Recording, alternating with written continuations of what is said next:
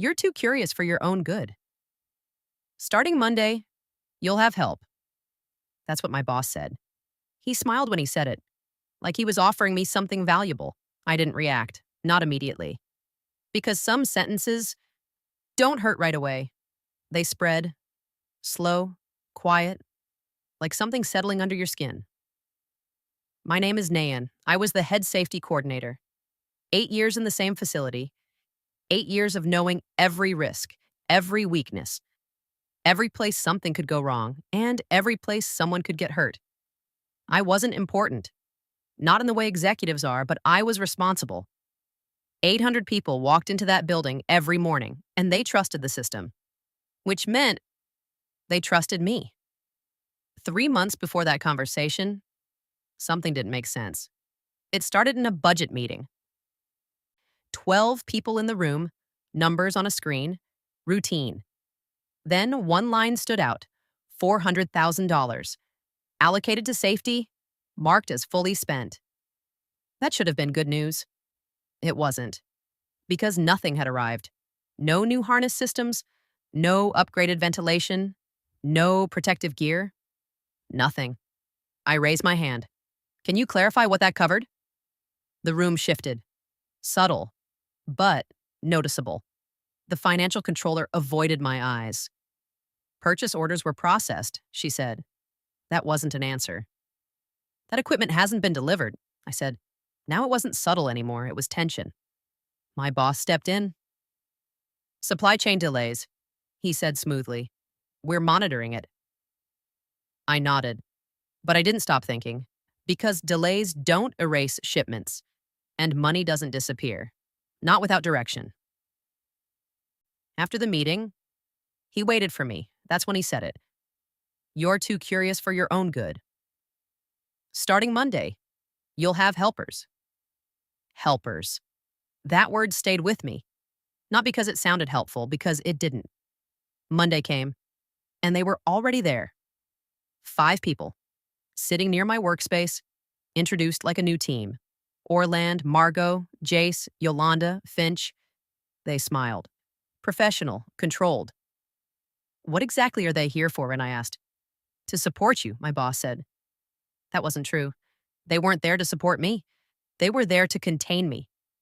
The first day, I tried to work normally. Orland stayed close, always within reach. Every call, every note, recorded. Margot followed during inspections, far enough to look casual, close enough to monitor. Jace lingered.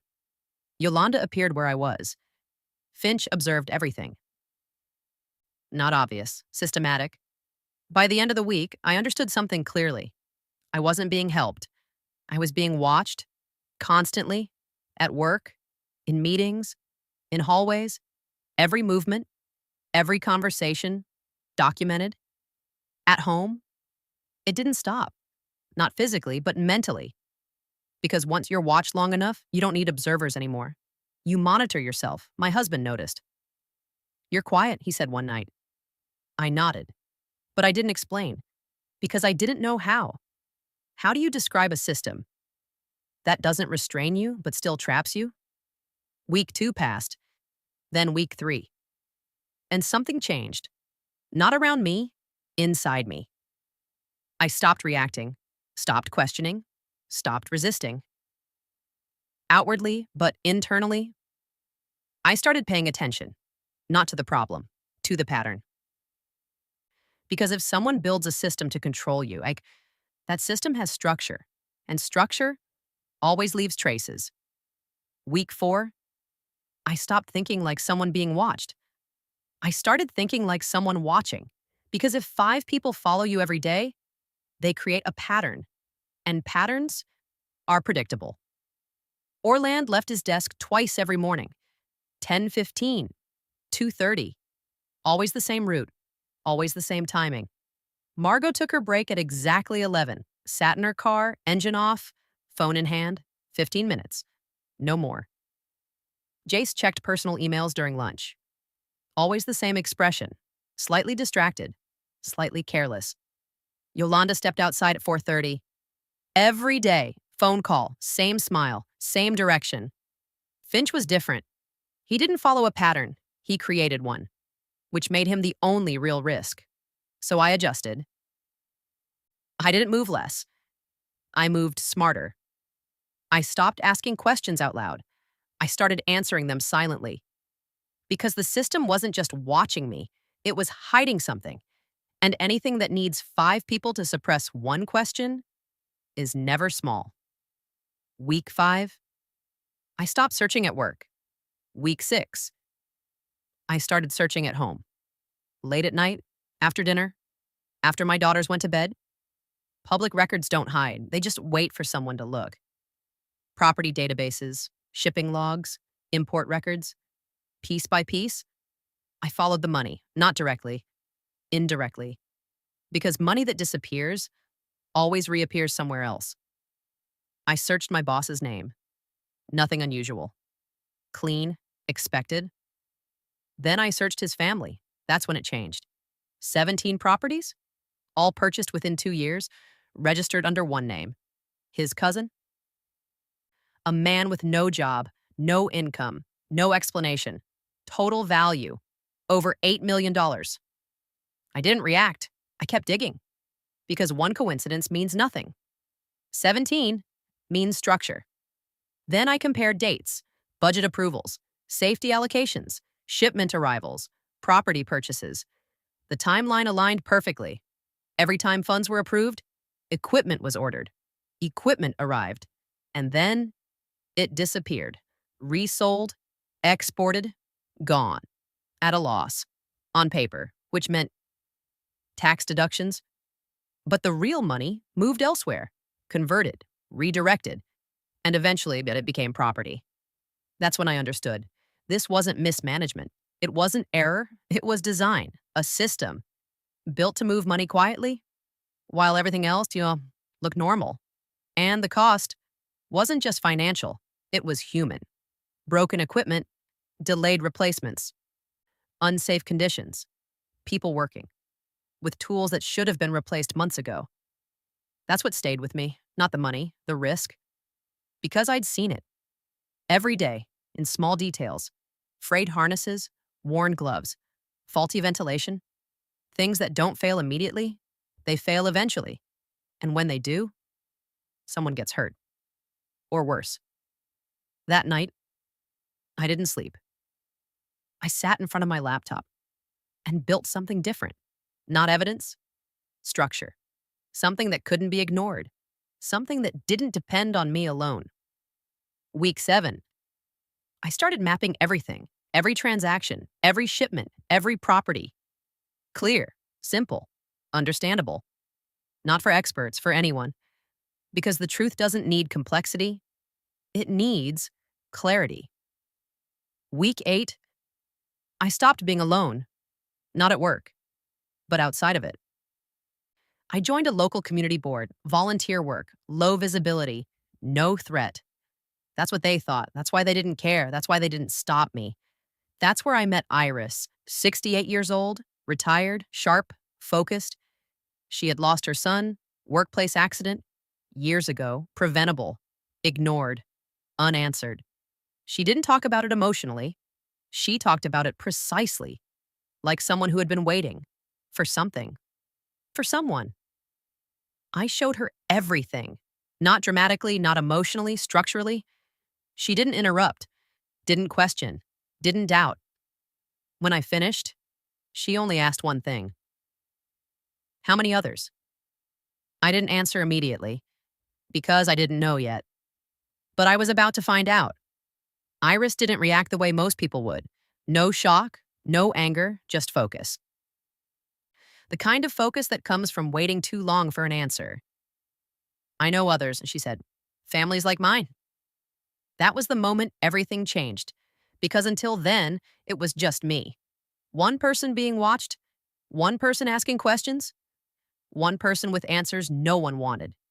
Now, it wasn't one anymore. Over the next 3 weeks, we built something bigger, quietly, carefully. 47 families, different facilities, different incidents, same pattern, missing equipment, ignored warnings, preventable accidents. Every story different, Every cause the same. We didn't organize protests. We didn't go public. We didn't make noise. We built structure. Documents, records, cross-references, every claim supported, every connection clear, something no one could dismiss, something no one could ignore. At work, nothing changed. I was still watched, still monitored, still silent, but now, that silence meant something else, because I wasn't alone anymore. Week 11. The inspection was scheduled. Random, unplanned, perfect. That morning, everything felt different. Not lighter, clearer. Like a decision had already been made. The 5 of them were in place. Orland, Margot, Jace, Yolanda, Finch. Watching, waiting, recording. They thought this was another normal day. They were wrong. The inspector arrived at 9. Calm, methodical. He moved through the facility slowly, checking, observing, then he stopped. At the harness rack. Empty, or worse, filled with worn equipment that should have been replaced months ago. These should have been updated, he said. My boss stepped in immediately. Supply delays. Smooth, confident, practiced. The inspector didn't respond right away. He checked his notes, then looked back up. Shipping records show delivery 4 months ago. That's when the room shifted. Not dramatically, but enough. Because now, it wasn't a question anymore. It was a contradiction. My boss hesitated, just for a second, but that was enough. I stepped forward, not fast, not aggressively, just enough to be heard. You should check port records, Em, I said. Those shipments were resold. Silence, real silence. Cross-reference the container numbers with export logs, I continued. They left the country within days. Now everyone was looking at me, not dismissing, not interrupting, listening. And if you check property records, I paused, not for effect, for clarity. You'll find 17 purchases. In his cousin's name. The inspector didn't speak. He just looked at my boss. Then the door opened. 3 people walked in. Federal investigators. No announcement. No explanation. Just presence. That's when everything stopped pretending. We need to ask some questions, one of them said. Not loud, but final. The 5 watchers froze. Because they understood something before anyone else. They weren't watching me anymore. They were part of it. The inspector turned back to me. How long have you known? 12 weeks, Omp, I said. And I'm not the only one. I handed him a folder. Thin, organized, complete. Inside, everything. Transactions, records, connections. And behind those pages, 47 letters. Families, names, loss. Proof that this wasn't just financial, it was human. Iris stepped forward. Calm, steady. We've cross-referenced everything, she said. There's nothing left to explain. No one argued, because there was nothing left to argue. My boss looked around the room, for support, for control, for anything. But there was nothing left, because control only works until the structure breaks. He was escorted out, quietly, no resistance, no speech, just silence. The 5 watchers stayed behind, for a moment. Then one of them spoke. I didn't know, Orland said. Neither did the others. Not completely, but they knew enough. And now they would have to explain it. Over the next weeks, everything unraveled. Not loudly, systematically. Properties seized. Accounts frozen. Charges filed. The network expanded. More facilities, more cases. The pattern repeated everywhere, and once it was visible, it couldn't be hidden again. The 5 watchers testified, not because they wanted to, because they had to, and their records became evidence. The system they used to control me became the system that exposed them. Months later, policy changed. Transparency laws, audit requirements, real-time tracking, things that should have existed before but didn't, until now. I left the company, not forced, by choice. Because staying wasn't necessary anymore. The work was done. The structure was fixed. And the silence was broken. At home, things felt normal again. Dinner, homework, laughter, simple things, things that matter. Sometimes my husband asks if it was worth it. 12 weeks of fear, 5 people watching, everything at risk. I don't answer immediately because the answer isn't simple. Then I think about the workers, the equipment that finally arrived, the systems that changed, the families who won't lose someone because someone finally paid attention. Yes, I say, it was worth it. Because power isn't about being louder, it's about building something stronger. And once that structure exists, no one can silence it again. That's it.